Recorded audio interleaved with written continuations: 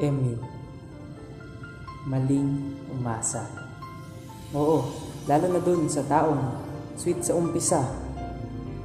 Tapos, pagdating sa dulo, iiwan ka mag-isa.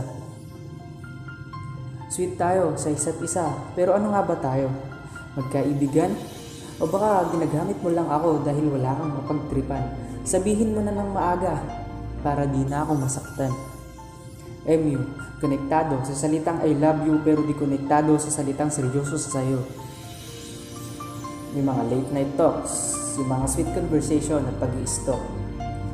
Di ko namalayan, unti-unti akong nahulog sa mga walang kwentang usapan.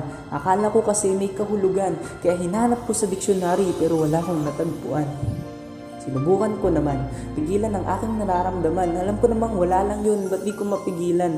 Wala eh, nahulog ako nang di ko alam. Kaya nasasaktan ako nang wala kang pakialam. Bawal magselos kasi wala namang idadahilan. Bawal kang angkinin kasi wala namang karapatan. Bawal magreklamo kasi wala sakin ng kapangyarihan. Bawal maging masaya pero pwede masaktan. Ang unfair, di ba? Sineryoso kita at binigay ang sapat pero para sa'yo wala lang pala lahat.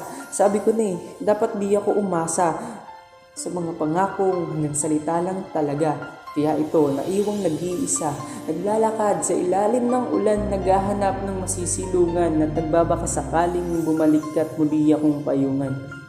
Ako yung taong lagi na lang iniiwan at sobrang sakit.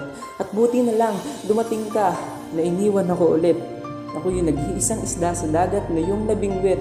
Kaya lang, di mo napakinabangan kaya tinapon mo ulit.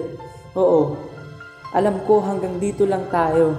Hanggang dito lang pala. Kasi wala namang tayo. Pakiusap, pakitigil na yung mga pangungumusta at pagtatanong kung kumain na ba ako.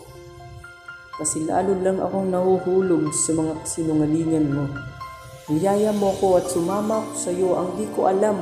May balak ka palang iligaw ako, iligaw sa lugar na kung saan walang ibang kasama kundi si kalungkutan. Akala ko kasi dadalhin mo ko sa lugar na puno ng kasiyahan. Ano mo yung masakit?